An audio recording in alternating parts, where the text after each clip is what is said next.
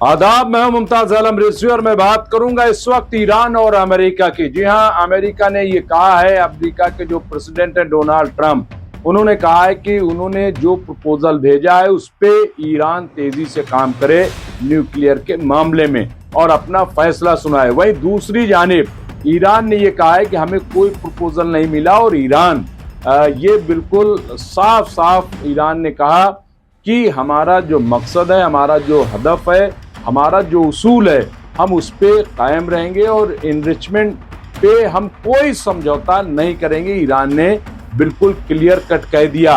लेकिन सवाल ये है कि अमेरिका झूठ क्यों बोल रहा है?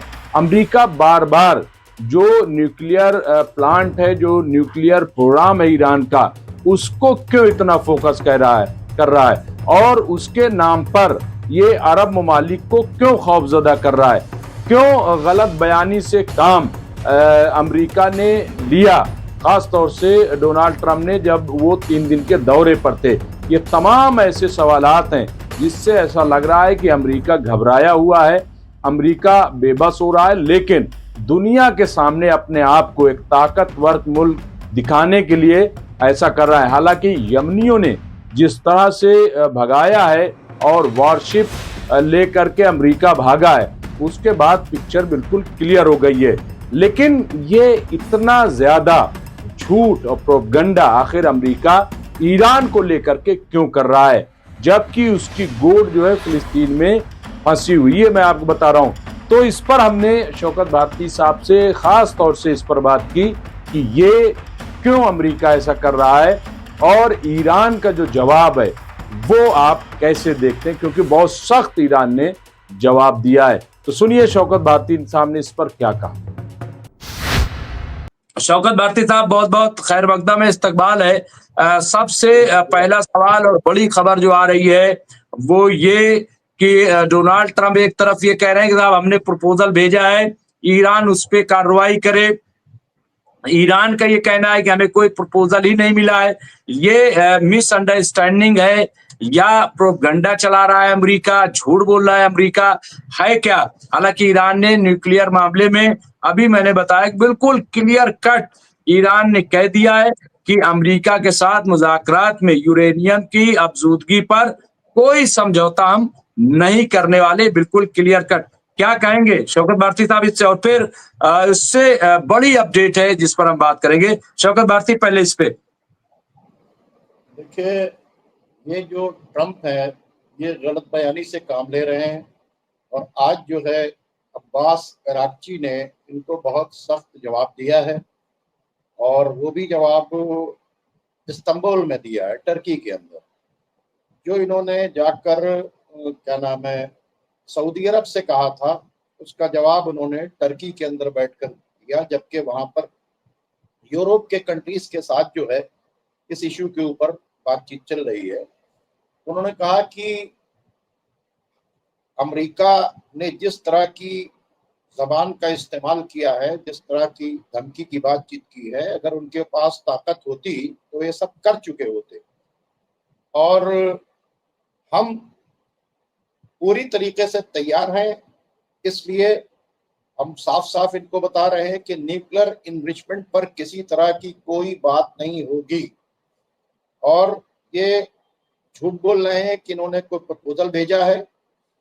हम पहले दिन से कह रहे हैं कि हम बात करने के लिए तैयार हैं, लेकिन जिस तरह की ये जबान इस्तेमाल कर रहे हैं और जिस तरह की बातें ये कर रहे हैं, ये इसलिए कर रहे हैं कि अगर इनके पास ताकत होती और ये हमको खत्म कर सकते तो हमसे बात ना करते। जैसे इन्होंने लीबिया से बात नहीं की, जैसे इन्होंने इराक से बातचीत नहीं की, तो ये बात नहीं करते, हमें खत्म कर देते। तो ये ताकत की जबान समझते हैं और हम पूरी ताकत के साथ तैयार हैं।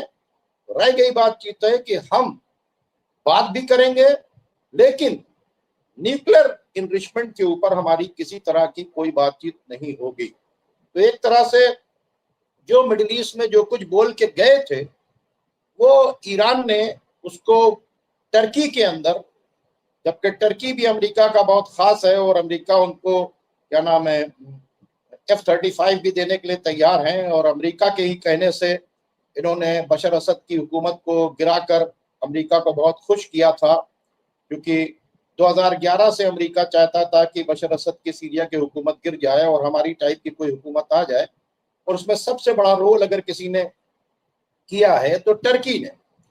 और टर्की के अंदर बैठकर ये इन्होंने, आपके ईरान के फॉरेन मिनिस्टर ने सीधा सीधा उनको जवाब दिया है और ये भी कहा है कि खित्ते की जो बदअमनी है उसके जिम्मेदार हम नहीं है, तुम हो, तुम्हारी गलत पॉलिसी है, तुमने जिस तरह से इजराइल को मतलब बढ़ा रखा है इसके जिम्मेदार तुम हो।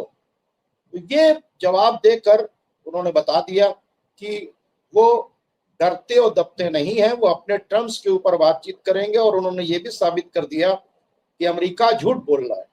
देखिए, सबसे बड़ी बात यह है कि अमेरिका को अगर आप देखें कि जिसने ट्रंप ने बयान दिया कि हम पेज़ेश्कियान से मिलना चाहते हैं, डायरेक्ट उन्होंने इनकार कर दिया। हम रहबरे मौसम से मिलना चाहते हैं, उन्होंने इनकार कर दिया। ईरान ने इन्हें डायरेक्ट मुंह नहीं लगाया। यानी जितना भी मामला चल रहा है वो ओमान की मीडिएटरशिप के साथ में चल रहा है और वो डायरेक्ट बात भी नहीं कर रहा है। विटकॉफ के तरफ के साथ में जो अमेरिकन डेलीगेशन गया है और इनका डेलीगेशन गया है, अलग अलग रूम के अंदर रहता है। इधर से कुछ लिख के आता है, उधर जाता है, उधर से लिख के आता है, इधर जाता है। आज तक इन्होंने एक ज्वाइंट प्रेस कॉन्फ्रेंस नहीं की, जबकि इन्होंने बहुत चाहा कि किसी तरह से डायरेक्ट बातचीत हो जाए।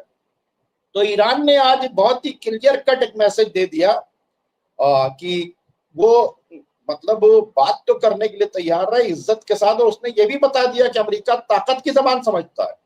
और इसकी जिंदा मिसाल आप देख लिए कि यमन है।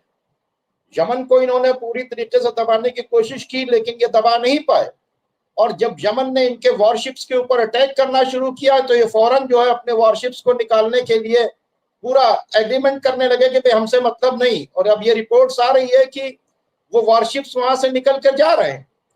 तो अमेरिका सिर्फ ताकत की जबान समझता है और वो क्या नाम है उससे उसी जबान में ईरान बात कर रहा है और बिल्कुल उससे उसी जबान में ही बातचीत करनी चाहिए। हम कहते हैं कि अमेरिका फिलिस्तीनियों के खून में उसके हाथ डूबे नहीं, अरब ममालिक के भी हाथ फिलिस्तीनियों के खून में डूबे हुए हैं, टर्की के भी हाथ खून में डूबे हुए हैं। ये कोई बरियो जिम्मा नहीं है।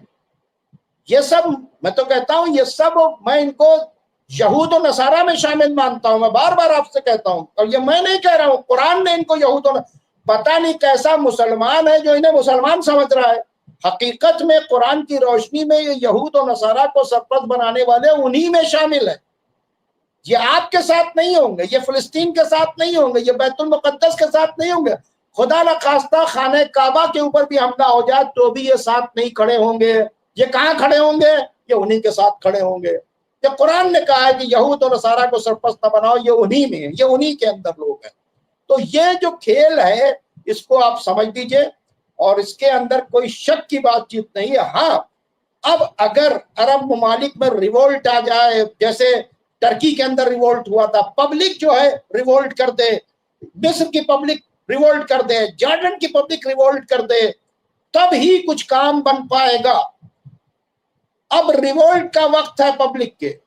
रूलर्स बिक चुके हैं, रूलर्स सब यहूद और नसारा में शामिल हैं। रूलर्स से आप उम्मीद छोड़ दीजिए, रूलर्स किसी लायक नहीं है। ये सिर्फ अमेरिका और इजराइल के एजेंट हैं, उनके हिसाब से ये बकवास करते रहेंगे। तो इनको तो आप छोड़ दीजिए। अवाम का अगर रेगुलेशन आता है तो उसके बाद ही कोई काम हो पाएगा। और वरना आप देख रहे हैं कि जब हालात इस कदर खराब हो जाएंगे कि भाई खाना नहीं मिलेगा तो आदमी खाना लेने के लिए भागेगा, बम गिरेगा तो भागेगा, किसी का कोई जख्मी हो जाएगा तो उसको इलाज के लिए लेके भागेगा। तो ये तो नेचुरल बातचीत है और वो काम शुरू कर दिया है इजराइल ने ट्रंप के सामने और उसकी स्पीड बढ़ती चली जा रही है। और जो स्पीड आज आपने देख लिया है। तो नाज़रीन, ये थे शौकत भारती साहब, जिन्होंने बहुत वाज़े तौर पर बताया कि अमेरिका क्या चाहता है और अमेरिका की इस वक्त हैसियत क्या है। बाकी खबरों के लिए देखते रहिए एमएमसी न्यूज़ इंडिया। शुक्रिया।